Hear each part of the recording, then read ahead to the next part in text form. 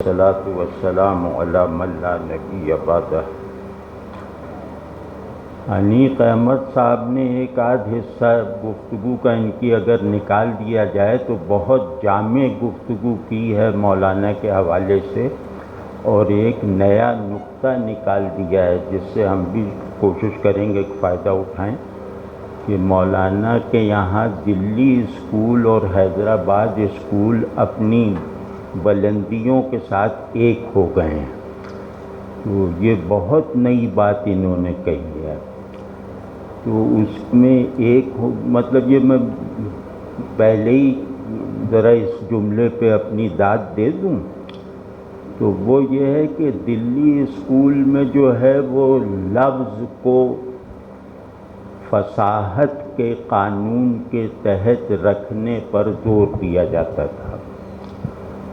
حیدرآباد دکن میں وہ دارالترجمہ وغیرہ کی وجہ سے جو باہر سے چیزوں کو ترجمہ کیا، خاص طور پہ فلسفے وغیرہ کی کتابوں کو،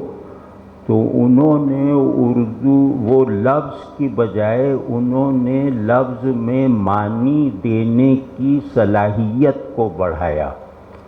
اور اس کو جیسے افکار، فلسفیانہ افکار یا نسبتاً پیچیدہ تصورات کو ایکسپریس کرنے کے لائق بنا دیا۔ خود مولانا نے بھی حیدرآباد دکن میں رہتے ہوئے ملا صدرہ جو بڑے فلسفی ہیں ان کے اسفار اربعہ کے ایک حصے کا ترجمہ کیا تھا اپنی نوجوانی میں، اور وہ ترجمہ گو کہ وہ بعد میں ڈسون کر چکے تھے، لیکن اس ترجمے کا فائدہ بہرحال انہیں اتنا ضرور ہوا کہ ذہن جن خیالات کو الجھاؤ کے بغیر محسوس نہیں کرتا، وہ خیالات بھی قابل اظہار ہو سکتے ہیں اور اس طرح ہو سکتے ہیں۔ تو ہم لوگوں کو سب کو مطلب یہ سیکھنا چاہیے اپنے بڑوں سے کہ سمپل تھنکنگ کوئی چیز نہیں ہوتی۔ سمپل تھنکنگ جیسے ایک مرد رہگزر ہے، وہ منزل تک پہنچنے والوں سے لا تعلق رکھنے کے لیے ایک بہانہ ہے۔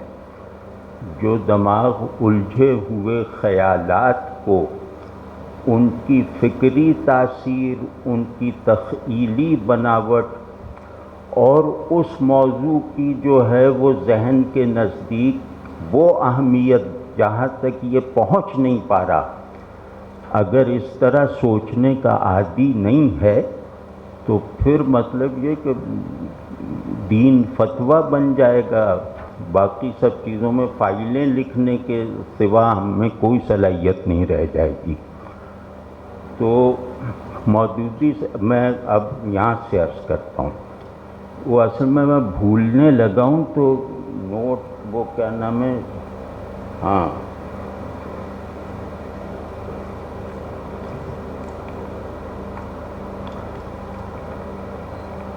ایک تو اس سلسلے میں کہ مولانا کا انشا پردازی کچھ مناسب لفظ نہیں ہے مولانا کے لیے۔ انشا پردازی کا لازمہ ہے مبالغہ، یعنی دیکھے ہوئے کو زیادہ دکھانا۔ تو یہ نہیں مطلب انشا بس ان کی انشا میں کیا وہ امتیازات ہیں تو ہم اس پہ رہیں گے۔ تو مولانا جس زمانے میں لکھنا شروع کر رہے تھے اس زمانے میں مذہبی علوم وہ اپنے اظہار کے سبک اسالیب پیدا کر رہے تھے، یعنی جو ایک مشہور فقرہ تھا اس زمانے میں کہ مولوی کو لکھنا کیا ہے یا مولوی کو زبان نہیں آتی، تو جیسے کچھ لوگوں نے اس کا جواب دیا، اس صحیح اعتراض کا ازالہ کیا، اور وہ جیسے ان میں پہلے تھے، مثال کے طور پہ میں اس میں تحقیق نہیں رکھتا لیکن شبلی نعمانی تھے۔ شبلی نعمانی نے دین کے ساتھ ذہنی اور تعلق کے جتنے بھی اسالیب ہو سکتے ہیں، جتنے بھی راستے ہو سکتے ہیں، ان سب کو ایک معروضی انداز کی نثر میں لکھنا شروع کیا، اور اس میں بہت، وہ خود ایک دبستان ہیں تو، لیکن ان کی تحریروں سے آدمی کے اندر مذہبی نمو کے آثار نہیں پیدا ہوتے تھے۔ مطلب وہ سیرت بھی لکھتے تھے تو جیسے معلومات میں اضافہ ہو گیا، یا وہ کچھ روایتیں غلط تھیں ان کو انہوں نے صحیح کر دیا، لیکن صاحب سیرت کے ساتھ تعلق نہیں محسوس ہوتا، یعنی جو درکار ہے۔ تو ان کی نثر میں یہ نہیں کہتا کہ کمی تھی، لیکن انہوں نے کیونکہ خود کو محقق بنانا قبول کیا تھا تو ان کی نثر محققین کی طرح تھی، اور اس زمانے میں رائج مغربی تصور کے اثر کے تحت تھی کہ چیزوں کو ڈیٹیچمنٹ کے ساتھ بیان کرو، آبجیکٹیویٹی کے ساتھ بیان کرو، مطلب اس میں جذبہ یا اپنا تعلق یا اس کی کوئی احساساتی کمیونیکیشن نہ کرو۔ تو اس میں ہمارے ہاں سب سے بڑی مثال شبلی ہیں۔ پھر یہ کہ ایک بڑے آدمی تھے ابوالکلام آزاد۔ ابوالکلام آزاد نے ادب کو ایک طرح سے مذہب پر غالب کر دیا، یعنی انہوں نے ادب کی نثر کی ایک قسم یعنی خطابت کو مضامین مذہبی پر غالب کر دیا۔ ان کی خطابت کا زور شور اتنا ہے کہ وہ زور شور آدمی کو بے دست و پا کر دیتا ہے، مبہوت کر دیتا ہے، لیکن کچھ سمجھاتا نہیں ہے۔ مطلب وہ جیسے جو علمی اضافہ مجھے درکار ہے ایک سادہ دلیل پر، وہ ان کے یہاں نہیں ہے، لیکن بہرحال وہ نثر کے ایک اسلوب کے بانی ہیں۔ اگر ہم کہہ سکیں کہ دینی لٹریچر میں نثر کا کوئی ممتاز اسلوب کہاں سے شروع ہوا تو وہ ابوالکلام ہیں۔ اسی طرح اور بھی مطلب عبد الماجد دریابادی صاحب نے اچھی نثر لکھی۔ مناظر احسن گیلانی صاحب کا ذکر یہاں میں خاص طور پہ کرنا چاہوں گا کہ مناظر احسن گیلانی صاحب نے شبلی اور ابوالکلام یا عبد الماجد دریابادی کی نثر میں جو ایک کسر رہ گئی تھی اور وہ بہت بنیادی کمی تھی، وہ یہ کہ وہ خیال کو پیشن نہیں بناتے تھے۔ دینی کام ہو ہی نہیں سکتا، چاہے وہ علمی ہو، کلامی ہو یا قانونی ہو، جب تک وہ پیشن بن کے قاری میں منتقل نہ ہو، یعنی ایک اعلیٰ، ایک صحیح خیال اور اس صحیح خیال کی حرارت دل میں، روشنی ذہن میں۔ تو یہ ہمارے سلف کا طریقہ تھا۔ ہمارے سلف کی تحریریں اگر آپ لوگ دیکھیں، جس کی امید کم ہے لیکن بہرحال وہ آپ کو احساس ہو جائے گا کہ یہ نہ سمجھنے کی حالت میں بھی میری شخصیت میں چند قیمتی عناصر کا اضافہ کر رہی ہیں۔ مطلب آپ شاطبی کو پڑھ لیجئے، ان کی اصول فقہ کی کتاب ہے الموافقات، وہ پڑھیں تو وجد بھی آنے لگتا ہے، کبھی کبھی لگتا ہے افلاطون کو پڑھ رہے ہیں، کبھی کچھ لگتا ہے، کبھی کچھ لگتا ہے، یعنی شعور کی تربیت اور وجود کی تراش خراش کرنے والی تمام قوتیں جو ہیں ان کی تحریر میں جمع ہوتی تھی۔ مطلب وہ اگر بات کر رہے ہیں اس مائک کی، تو اس مائک کا بالکل درست علم فراہم کرتے ہوئے اس مائک کو آپ کے ہونے کے احوال میں ایک ضروری حال کی طرح داخل کر دیتے ہیں۔ یہ بات نہیں ہے نئے لوگوں میں۔ تو بہرحال یہ اس کے آخری نمائندے مناظر احسن گیلانی ہیں۔ یعنی سلف کا جو اسلوب ابلاغ ہے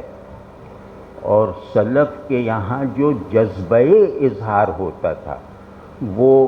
مناظر احسن گیلانی تک پہنچ کے ختم ہو گیا۔ النبی الخاتم پڑھ کر بہت سے لوگ مسلمان ہوئے ہیں، اور مطلب وہ بہت بڑے آدمی تھے۔ تو اسی طرح اور بہت سے لوگ تھے وہ جو لکھ رہے تھے، سادہ نثر لکھ رہے تھے، اور انہوں نے اپنا مقصود یہ بنایا تھا کہ دین اور اس کی ضروریات کو اور دین کو ماننا اور اس کے ضروری استدلال کو وہ ایک متوسط درجے کے قاری تک پہنچا دیں۔ مولانا آئے، انہوں نے ان کا امتیاز یہ، میں ایک بات عرض کروں کہ میں بالکل روایتی آدمی ہوں، روایتی رہنا چاہتا ہوں، اور مولانا اشرف علی صاحب تھانوی رحمۃ اللہ علیہ کے کو مطلب سمجھیں کہ اپنا مربی مانتا ہوں،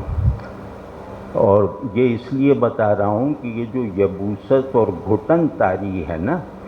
کہ لوگ اختلاف کو انقطاع کا سبب بناتے ہیں، یہ کسی بھی طرح سے کم ہو۔ تو اب مولانا جب تشریف لائے تو مولانا نے اپنا مقصود یہ بنایا کہ میری تحریر میں ذہن کی صفائی اور ارادے کو تحریک ملتی رہے۔ انہوں نے ارادے کا محرک بننے والی نثر لکھی، ایسی نثر جو ارادے کو مضبوط کرتی ہے، دماغ کو اس منزل کی طرف یکسو کرتی ہے جسے عمل سے حاصل کیا جائے گا۔ تو انہوں نے دین کا بطور عمل ہونا وہ بہت ہی کامیابی سے ایکسپریس کیا، اور دوسری ایک چیز جو ان کے زمانے میں کہیں نہیں تھی، وہ چیز یہ ہے کہ دین کے ماننے والوں کی اجتماعیت کن اصول پر تشکیل پاتی ہے۔ مطلب ہم ابھی تک اس بات کے عادی تھے کہ فرد کے لیے دین کیا تقاضے رکھتا ہے، فرد کے لیے دین سے مستفید ہونے کے کیا کیا ذرائع ہیں۔ تزکیے کا مفہوم صرف تزکیہ افراد تھا، تو مولانا نے آ کر، یہ بہت بڑی کنٹریبیوشن ہے ان کی، کہ مولانا نے آ کر اس تصور میں چھپی ہوئی تنگی کو توڑ دیا، کیونکہ وہ پوسٹ کولونیل ایرا تھا، اور پوسٹ کولونیل ایرا میں دین کی حفاظت کے اور مضمحل ہو جانے والی مسلم نفسیات کو دوبارہ سے زندہ کرنے کے لیے ضروری تھا کہ افراد پر توجہ کے بجائے اس قوم کو ایک امت کا فعال حصہ بنایا جائے۔ تو وہ اس وقت کی ضرورت تھی، تو وہ مولانا نے خوبی سے پوری کی۔ اور تیسری جو بات ہے جس کو میں کہہ رہا تھا کہ خیال پر ذہن مطمئن اور تأثر پہ قلب شانت ہو جاتا ہے، تو ان کے یہاں یہ چیز اس طرح سے ہے کہ یہ آپ کے ارادے کو اللہ کی مراد کے مطابق ڈھالنے کے لیے اور اس ارادے کی حرکت کے نتیجے میں جو مفاد مطلوب ہے وہ اجتماعی ہے، وہ ارادہ فرد کے کسی بھی اخروی یا تزکیے والے مفاد سے نہیں پورا ہوگا۔ تو انہوں نے اس تزکیے کے عمل کو جیسے اجتماعی ضرورت بنایا، اور تزکیے کا اجتماعی جو رول ہے اس کو بالکل کلینکل انداز میں ثابت کر کے بھی دکھایا کہ اجتماعی تزکیے کے بغیر انفرادی تزکیہ نہیں ہو سکتا۔ اب آپ دیکھ رہے ہیں نا آج کے حالات میں، اگر مطلب ہمیں صرف یہی چیز بچا سکتی ہے کہ ہم اسلام کو اپنے مرکزی اور ثانوی تمام تشخص کا واحد مبنی اگر نہ بنایا اب تو وہ داستان تک بھی نہ ہوگی داستانوں میں. تو یہ مولانا نے سکھایا مسلمانوں میں ایک اجتماعی حمیت دینی اور مسلم نفسیات پر چھائی ہوئی غلامی کے نتیجے میں افسردگی انہوں نے مطلب توڑ کے دکھائی. مذہبی لٹریچر میں انہوں نے توڑ کے دکھائی. تو یہ بہت بڑا کارنامہ ہے. اور ایک بات مطلب مجھے تو ضروری لگتی ہے کہ انقلاب جسے کہتے ہیں نا، انقلاب کا مطلب ہے اقدار، موجودہ اقدار اور اس کے مظاہر کا بالکل بدل جانا. سمجھ گئے نا؟ یہ انقلاب ہے، یعنی باطن بھی بدل گیا، ظاہر بھی بدل گیا. اور یہی انقلاب ظاہر ایک مقصود ہوتا ہے کسی بھی دینی ذہن کو. تو مولانا نے اس ضرورت کو جس عمدگی، جس جامعیت، جس کنسسٹنسی کے ساتھ پورا کیا ہے، اور دین کے فہم اور دین کے احکام اور عقائد ان سب کو عمل کی ڈوری میں پرونے کا جو کامیاب مشن انہوں نے کیا، یہ مطلب اس کی افادیت اب پتہ چلے گی. اب پتہ چلے گی کہ جب اجتماعیت کو نظر انداز کرنے کے نتیجے میں ہر ایئرپورٹ پہ سے لوٹائے جاؤ گے،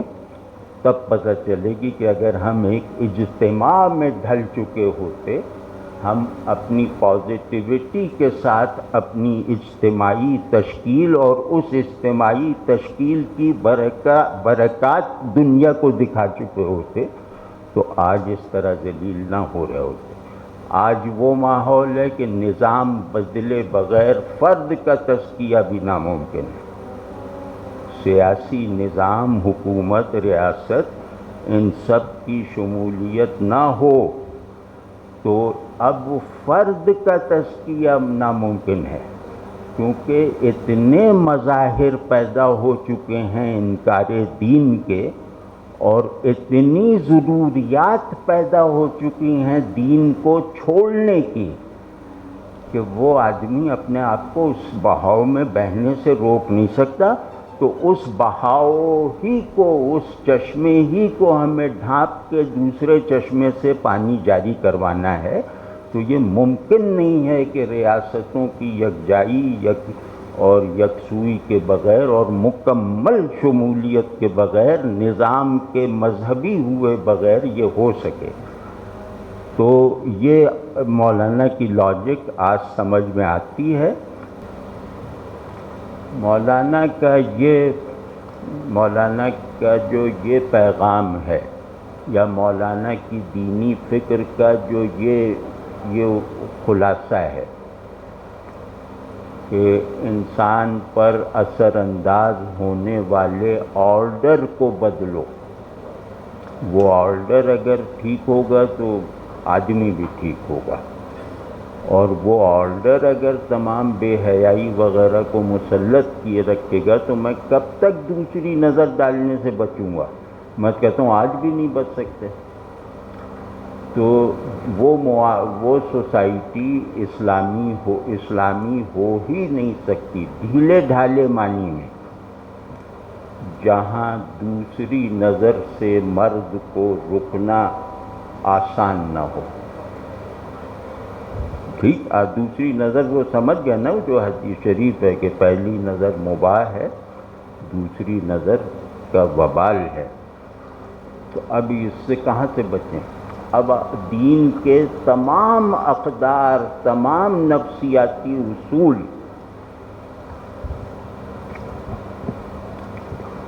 اور اخلاق کی تعمیر کرنے والے احکام روزانہ یہ معذوری کی نظر ہو رہے ہیں. آپ معلوم ہے کہ ہمارا پورا دین معذوری کی نظر ہو رہا ہے، اور اس پر تجدد کے حلقوں میں جیسے خوشی کی لہر دوڑی ہوئی ہے کہ وہ دین کو منیملائز کرتے چلے جائیں، یعنی سکیڑتے چلے جائیں۔ تو یہ مطلب مودودی صاحب کا یہ احسان محسوس ہوتا ہے۔ میں ان کی فکر کے بہت بنیادی اجزاء سے اختلاف رکھتا ہوں، لیکن یہ کہ ان کا یہ احسان محسوس ہوتا ہے کہ انہوں نے ہماری دینداری کے پورے اسٹرکچر کو اس انتہائی نالائق قوم میں تعمیر کر کے تو دکھا دیا۔ اب چاہے اس میں کوئی رہنے آئے یا نہ آئے، وہ ان کا کام نہیں ہے۔ تو ایک تو یہ کہ دین کی کلیکٹیوائزیشن اور اس کے حصول کے عملی اور فکری راستے یہ مولانا کے علاوہ کہیں نہیں ملیں گے، مطلب پورے اسلامی لٹریچر میں نہیں ملیں گے۔ اب یہ نثر ہی پہ میں اپنی دانش میں نثر پہ ان کی بات کر رہا ہوں، تو اس طرح کا یعنی آپ سمجھیں کہ ہر مضمون کا ایسنس دعوت انقلاب ہے، ہر بات کے پیچھے اس کی جو مدر میننگ ہے وہ خود کو مکمل طور پہ بدلو، دنیا کو مکمل طور پہ بدلو۔ اب یہ تھاٹ جو ہے، یہ فکر جو ہے، یہ کس طرح کی نثر میں ایکسپریس ہو سکتی ہے؟ اپنے آپ کو ادبی خرابیوں سے بچاتے ہوئے بھی، اخلاقی نقائص سے محفوظ رکھتے ہوئے بھی، اور اپنے مخاطب کی تحقیر کیے بغیر۔ انقلابی بہت اجڑ ہوتا ہے، وہ چاہے کوئی ہو، تو وہ مخاطب کو کیڑے مکوڑوں کی طرح سمجھتا ہے۔ تو یہ انقلابی، اگر یہ انقلابی نہیں ہے تو کوئی انقلابی نہیں ہے۔ تو انقلابیوں کی اس جو پیٹنٹ بیماری ہے وہ مولانا کے اسلوب میں، نثر میں، ان کے دلائل میں کہیں نظر نہیں آتی۔ دوسرا یہ کہ ہر انقلابی کی سب سے بڑی دلیل وہ خود ہوتا ہے، یعنی خود کو بنا کر پیش کرتا ہے۔ مولانا کے یہاں یہ خود غائب ہے۔ مولانا کی تحریر میں، مولانا کی گفتگوؤں میں، مولانا کی پرسنل نشستوں میں وہ موضوع گفتگو بننے سے مکمل گریز کرتے تھے۔ مطلب میں نے کم لوگ دیکھے ہیں جو اپنی تعریف برداشت نہ کرتے ہوں اور غیبت کو الاؤ نہ کرتے ہوں۔ یہ مولانا کا ایک کرامت کے درجے کو پہنچا ہوا مزاج تھا کہ ان کو ہماری بر صغیر کی تاریخ میں سر سید کے بعد بدترین مخالفت کا سامنا کرنا پڑا، اور اس میں بہتان، اتہام، یہ تو ہمارا جیسے مذہبی اور سیاسی کلچر ہے نا کہ مخالف کو متہم کرو، اس پہ کوئی بہتان لگا دو۔ تو ان پہ کیا کیا بہتان نہیں لگائے گئے، لیکن انہوں نے کسی کا نوٹس نہیں لیا۔ اور پھر یہ کہ بہتان لگانے والے کا ذکر اگر ان کی محفل میں آ جاتا تھا تو کہتے تھے ارے چھوڑو کوئی اور بات کرو۔ یہ جو لوگ اگر ملے ہوئے ہوں مولانا سے تو وہ یہ بات جانتے ہیں کہ وہ کبھی کسی کے بارے میں کوئی ہلکی بات نہیں کہتے تھے، کبھی کسی غائب آدمی کے بارے میں جیسے ذاتی شکایت والی بات نہیں سنتے تھے۔ مطلب کوئی کہہ ہی نہیں سکتا تھا ان کے سامنے، اپنا فقرہ آپ مکمل نہیں کر سکتے تھے۔ تو اب یہ ایک انقلابی ہے، یہ وہ انقلابی ہے جو وارث انبیاء ہوتا ہے، کہ انبیاء جو ہیں وہ اپنے آپ کو عاجز بنا کر مرکز ایمان بناتے ہیں۔ آپ انبیاء کی مشکل کا اندازہ کیجئے کہ وہ اپنے آپ کو منوانا ضروری ہے کہ تاکہ ان کی نجات ہو جائے، تو اپنے آپ کو غیر مشروط طور پر منوانے کا جو بھی انداز ہے وہ عاجزی کے ساتھ اختیار کرتے ہیں۔ اس کا کوئی نمونہ جو ہمارے یہاں بڑا ہے وہ مولانا ہے،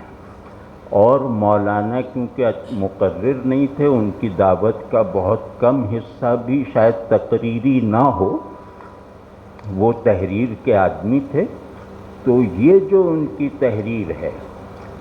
اس تحریر میں سب سے جو بڑا ادبی وصف ہے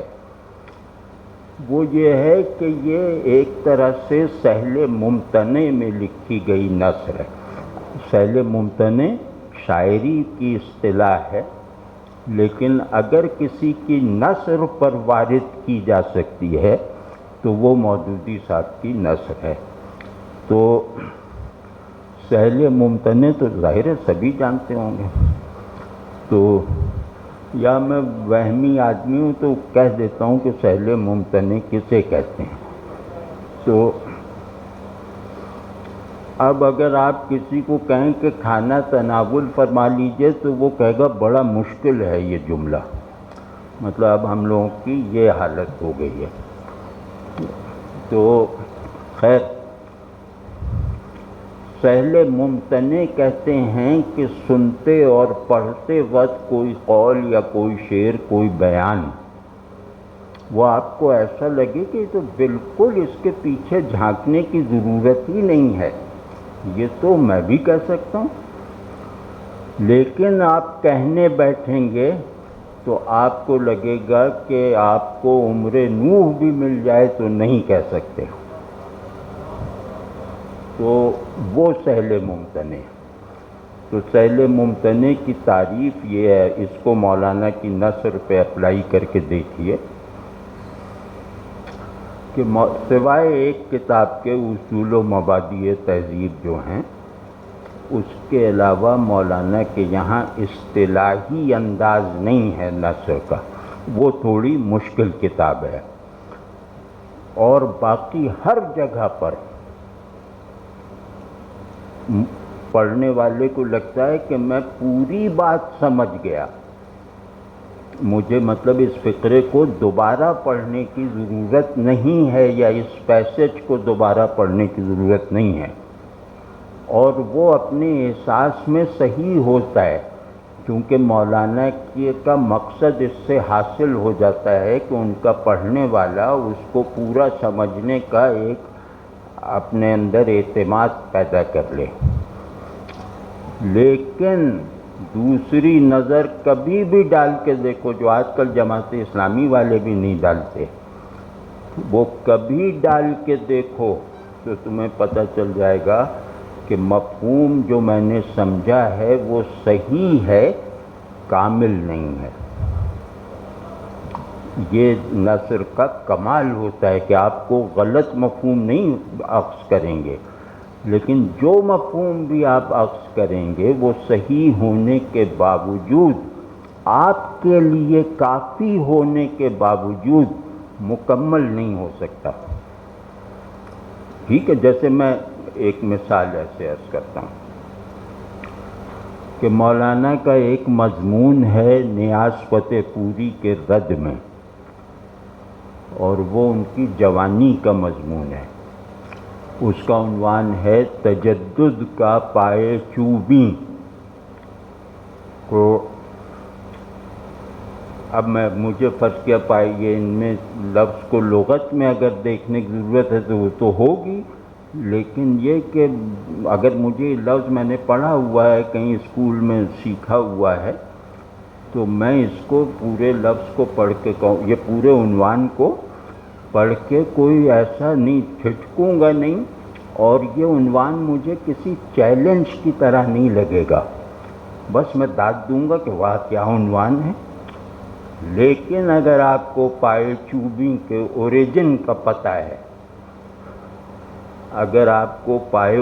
یہ پائے چوبیں مولانا نے کہاں سے لیا ہے اور تجدد کو وہ اس سے کیوں نسبت دے رہے ہیں،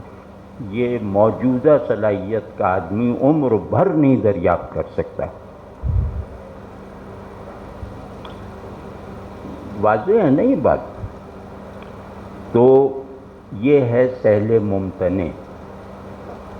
یا مثال طور پر ان کے کچھ مشہور فقرے ہیں کہ آج کل کے الیکشن شکاری کتوں کی دوڑ ہے، یا یہ نظام جو ہے الیکشن والا یہ ایسا ہی ہے کہ زہریلے دودھ کو مت کر جو مکھن آپ نکال لیں، تو یہ زہریلے دودھ کا مکھن ہے جو پارلیمنٹ ہے۔ تو اب اس میں آپ کو ایسا لگے گا کہ آپ اس جملے سے خوش بھی ہو گئے، اور یہ بھی لگے گا کہ اس پہ شعر کی طرح واہ واہ کہنی چاہیے، یہ بھی لگے گا کہ ادب کی ایک صنف ہے وٹ، جس کا جان ڈن ایک شاعر تھا، وہ سب سے بڑا آدمی ہے، تو وہ وٹ آپ کو محسوس ہوگی۔ وٹ کہتے ہیں کہ بڑی سے بڑی بات کو ہنستے کھیلتے بیان کر دینا، تو اب یہ بھی اس میں محسوس ہوگی۔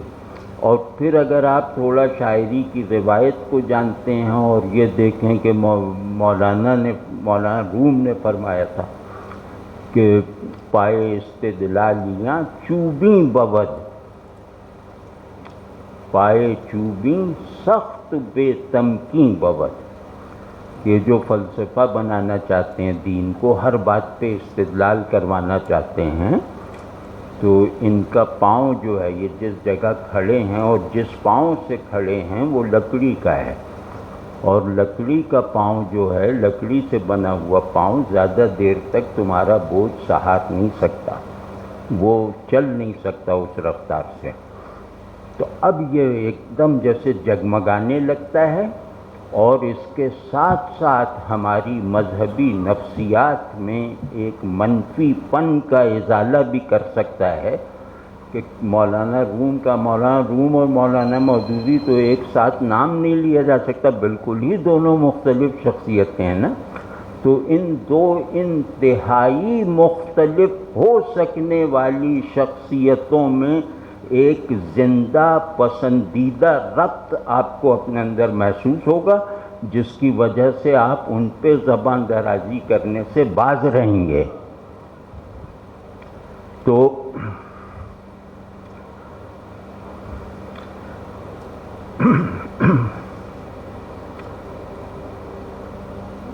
اب ایک اور نثر کے بارے میں، کیونکہ ہم ادب کی اس پہ کر رہے ہیں نا، ادب کے دائرے میں، تو نثر کے بارے میں یہ نثر کی خوبصورتی ہے کہ آدمی سب سے پہلے اپنی شخصیت کا پورا اظہار کر دے۔ جیسے شاعری کا یہ عیب ہے کہ آدمی اپنی شخصیت کے گرد گھومتا رہے، لیکن نثر میں یہ خوبی ہے کہ آپ اپنی شخصیت کا پورا اظہار کرنے کے لائق ہو جائیں، اور آپ کی نثر آپ کا پورا تعارف کروا دے صیغہ واحد کو استعمال کیے بغیر، صیغہ واحد متکلم کو۔ مولانا کی نثر اس معیار پہ پوری اترتی ہے۔ یہ لانجائنس نے لکھا تھا نا کہ ہومر کے یہاں وہ لفظ میں نہیں ہے، لیکن اس کی ہر تحریر کا معنی وہ خود ہے۔ اور ہومر آپ جانتے ہیں، ہومر مطلب کوئی آدمی اس کا نام مطلب بہت احترام کے بغیر نہیں لے سکتا، چاہے وہ شیکسپیئر ہی کیوں نہ ہو۔ تو کیا کہا لانجائنس نے کہ وہ اس کا کام، اس کا اظہار ہے، اس کا سب سے کامل اظہار ہے اس کا نام آئے بغیر، وہ کہیں موجود نہیں ہے اپنے کام میں، اس کے کام میں کہیں میں کا صیغہ نہیں استعمال ہوا، میں جب بھی استعمال ہوا ہے وہ کسی کیریکٹر کا ہے، لیکن وہ سارا ہومر ہے، وہ ہومر جس کی شخصیت کے اس اظہار نے یونانی سویلائزیشن کا سنگ بنیاد رکھا ہے۔ یعنی افلاطون نے کہا کہ گریک سویلائزیشن کا معمار ہومر ہے، اس سے کسی نے پوچھا تو اس نے یہ جواب دیا۔ تو اب ہمارے یہاں تو افلاطون وغیرہ ہیں نہیں جو اس طرح متوجہ کریں لوگوں کو، تو بہرحال اس تعریف کو ذہن میں رکھ کے مولانا کی نثر کا اگر تجزیہ کیا جائے تو مولانا جہاں بھی صیغہ واحد متکلم اپنی علمی تحریروں میں استعمال کرتے ہیں وہ ایک واقعاتی کانٹیکسٹ میں ہوتا ہے کہ فلاں نے مجھ سے یہ پوچھا یا فلاں کو میں نے یہ جواب دیا، مطلب ایک واقعاتی ایک روٹین کی شخصیت کا میں ہوتا ہے،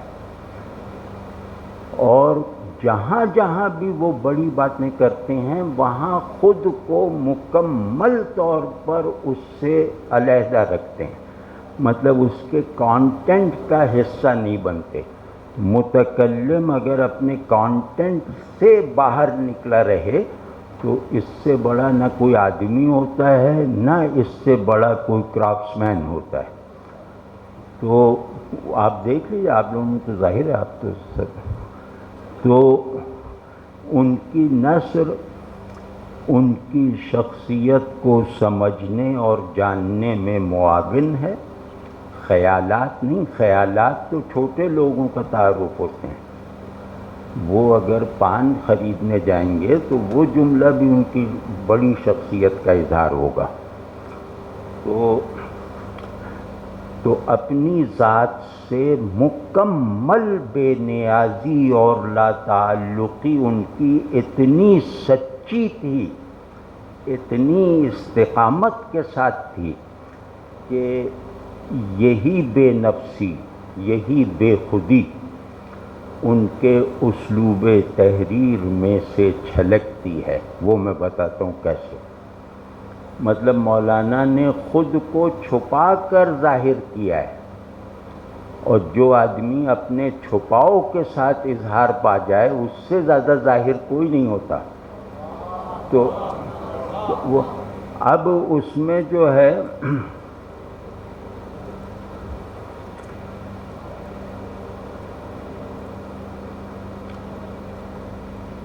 مثال کے طور پر کہ مولانا کسی بھی ان کا جو میجر تھیم ہو، بنیادی مضامین جو ہوں ان کی فکر کے بنیادی اجزاء، ان کا بیان آپ ان کے قلم سے اگر پڑھیں تو آپ کو یہ لگے گا کہ یہ آدمی سوچ کے نہیں لکھ رہا، یہ آدمی اپنے خیال کی تعمیر کر لینے کے بعد، اس پہ بحث مباحثہ کر لینے کے بعد اس کا اظہار نہیں کر رہا، یہ آدمی کسی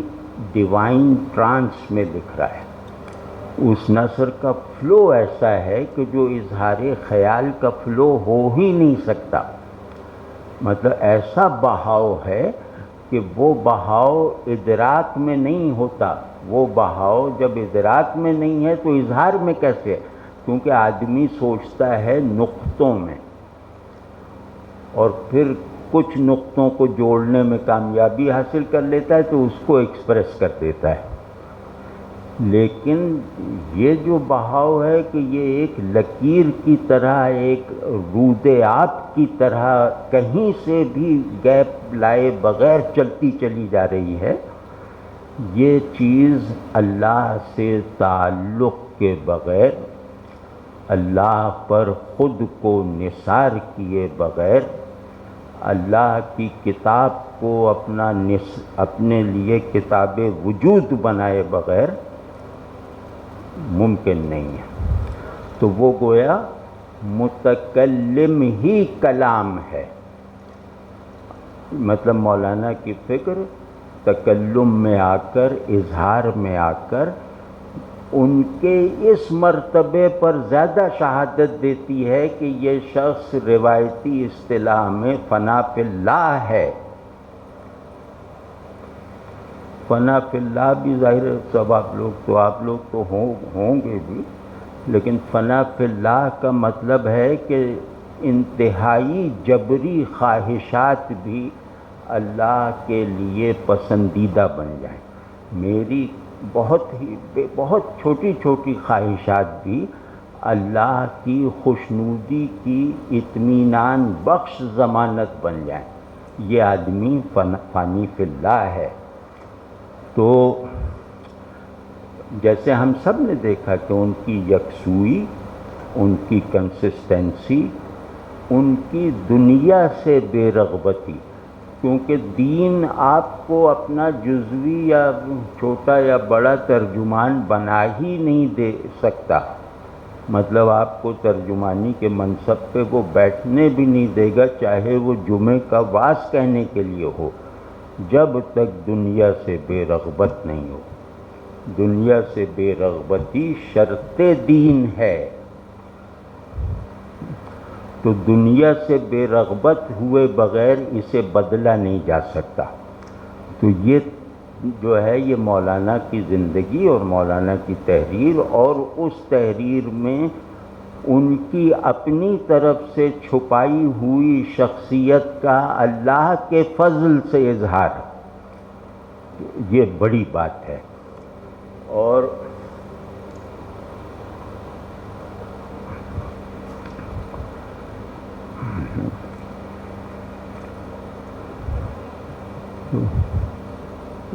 یا یہ لوگ چلتے ہیں نا تو اس سے وہ خلل پڑتا ہے، تو وہ ایک سادہ سا قاعدہ جو ادب پڑھنے والے سب لوگوں کو انشاءاللہ معلوم ہوتا ہے، وہ قاعدہ نہیں، مطلب ایک اصطلاح ہے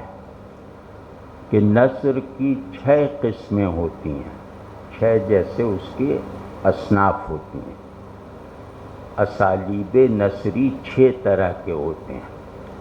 تو ان میں جو ایک اسلوب ہے، ایک طرح کی نثر کا عنوان ہے نثر مرسل۔ اچھا، اگر کوئی صاحب جانتے ہوں تو بتا دیجئے کہ نثر مرسل کسے کہتے ہیں۔ تو اب جو چیزیں وجہ تحسین بن سکتی ہیں بڑے آدمیوں کی، ان لفظوں کو بھی نہ جاننا، یہ بڑائی سے مکمل انحراف کی راہ نکالنا ہے نا۔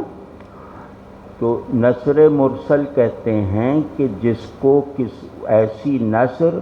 جس کو کسی آرائش کی ضرورت نہ ہو، جس کو کسی پنکچویشن کی حاجت نہ ہو، جو متکلم اس اعتماد کے ساتھ کہے، لکھے کہ یہ بس میں نے اپنا مدعا پورا بیان کر دیا ہے، اور یہ پورا مدعا بغیر کسی تفریق کے میرے تمام قارئین تک منتقل ہو گیا ہے۔ اس کو ارسال اور ترسیل، یہ لفظ ہے نا، ترسیل کرنا، تو یہ نثر مرسل ہے۔ نثر مرسل کا میری رائے میں بہترین نمونہ مولانا کی نثر ہے۔ کیوں بہترین نمونہ ہے؟ کہ ایک تو نثر مرسل یہ ہے کہ بھائی آپ فاران کلب آ جائیے، میں لکھ کے آپ کو بھیج دوں، یہ بھی نثر مرسل ہے۔ تو مجھے معلوم ہے کہ آپ کو فاران کلب کا پتہ ہے، لیکن ایک آدمی کہتا ہے کہ آ جاؤ فلاح کی طرف، تو اب فلاح کا مجھے مطلب وہ اب اس میں اظہار مدعا پورا ہے، اس کا فہم جو ہے وہ منحصر ہے آپ کے فہم فلاح پر۔ تو مولانا کی نثر مرسل اس دوسری نوع کی مرسل ہے جہاں وہ پورے اعتماد میں ہیں کہ انہوں نے اپنی پوری بات کہہ دی ہے، اور ان کے قریب والے اس زمانے میں جو ان کے مخاطب تھے وہ اس اعتماد کو تقویت پہنچاتے تھے۔ پھر اب یہ ہے کہ اب صرف انہی کو اعتماد کرنے کا حق رہ گیا ہے کہ انہوں نے پوری بات کہہ دی، اب قاری نے کیا سمجھا اس کی کوئی گارنٹی نہیں۔ تو یہ بات میں ایک خاص وجہ سے عرض کر رہا ہوں کہ جہاں کمیونیکیشن کرپٹ ہو جائے، ولگر ہو جائے، پروفین ہو جائے، وہ تہذیب کا مرنا اچھا ہے اس کے جیتے رہنے کے مقابلے میں۔ جہاں لفظ کے ساتھ تعلق بازار سے سودا مانگ لینے کی صلاحیت تک محدود رہ جائے تو اس کو خود کو آدمی کہلانے کا حق نہیں ہے۔ آدمی وہی ہے جو لفظ کو اپنا بلڈنگ بلاک بنانے پر قادر ہو، جو لفظ میں موجود معنوی امکانات کو ایکسپیرینس کر لینے کے لائق ہو، جو لفظ میں موجود اور گیون معنویت کو پوری طرح سمجھ کر اس معنویت میں اپنی طرف سے اپنے تخیل یا عمل وغیرہ کے ذریعے سے اضافہ کرنے کی صلاحیت رکھتا ہو۔ یہ سب کہاں ہے؟ مطلب کتنے لوگ ہیں جماعت میں جو مولانا مودودی کی فکر کا ان پر وارد ہونے والے اعتراضات کے مقابلے میں دفاع کر سکتے ہیں؟ ایک ایسے آدمی کی فکر کا کہ اس نے دنیا میں موجود کسی بھی میجر تھیم کو نظر انداز نہیں کیا ہے، دنیا پر اثر انداز ہو سکنے والے کسی بھی نظریے کو انہوں نے اس چیلنج کو قبول کیا اور اس کا جواب لکھا، متانت سے، بڑکیں مار کر نعرے لگا کر نہیں، متانت سے جواب لکھا، اور وہ جواب ایسا ہے کہ اس نظریے کے قائل کچھ لوگوں کو کی اصلاح کر دیتا تھا۔ تو اب ظاہر ہے کہ اب نہیں رہا وہ معاملہ، تو اب مولانا پہ بہت سے جو لوگ، چاہے وہ معاندانہ اعتراضات ہوں چاہے وہ مخلصانہ اور محققانہ اعتراضات ہوں، اس کا جواب نہیں آ رہا، اور اس کا جواب اس لیے نہیں آ رہا کہ وہ اب جیسے یقین کر لیا گیا کہ انقلاب وغیرہ چھوڑو، بس تھوڑا بہت یہ تھوڑا سا نظام میں قدرت حاصل کر لو تو کافی ہے۔ میں اس بات کی شکایت رکھتا ہوں تمام جماعت اسلامی سے موجودہ کہ ان لوگوں نے مولانا کی وراثت کو بہت پست درجے پہ رکھ دیا ہے، بہت کوئی علمی سرگرمی نہیں۔ میں نے آفر کی تھی کہ وحید الدین خان صاحب کی تعبیر کی غلطی پہ مجھ سے لکھواؤ، کوئی نہیں، اور مطلب اور چلو علمی وراثت نہ نبھا سکے وہ صلاحیت کی بات ہے، وہ چلو ٹھیک ہے، وہ ہو سکتا ہے، لیکن ان کی کرداری وراثت کے تسلسل میں تم نہیں ہو تو کیا جواز ہے جماعت اسلامی کا؟ اگر اپنے بانی کے کرداری تسلسل کو یہ اپنے افراد سے محفوظ نہیں رکھے ہوئے تو پھر بہت خوفناک بات ہے۔ تو خیر، اب یہ دوسرا یہ کہ مولانا سے ایک مرتبہ کسی نے پوچھا، کیونکہ ان کی نثر کے سب قائل تھے، کہ یہ آپ لکھتے کس طرح، اتنی بڑی بڑی باتیں آپ بہت آسانی سے لکھ دیتے ہیں؟ تو انہوں نے کہا بھئی کوئی بات نہیں، میں تو جو خیالات اپنا اظہار خود لے کر آتے ہیں، یعنی خیالات کن الفاظ سے مناسبت رکھتے ہیں تو وہ الفاظ ہی میں وہ خیالات آتے ہیں میرے اندر، تو میں انہی کو لکھ دیتا ہوں۔ یہ سادہ سی بات ایک بہت بڑے لسانیاتی قانون کی بنیاد ہے۔ اب اس پہ کسی نے غور کیا کہ اس سادہ سی بات کا کیا مطلب ہے کہ خیالات اپنے لفظ کے ساتھ میرے دماغ میں آتے ہیں اور میں انہیں لکھ دیتا ہوں۔ یہ وہ سطح ہے۔ اب میں یہاں یہ شاید آخری بات عرض کر کے پھر، یہ وہ سطح ہے جہاں معنی اور لفظ، جہاں ایسنس اور فارم اپنی دوئی کو ختم کر کے ایک زیادہ برتر وحدت کا حصہ بن جاتے ہیں۔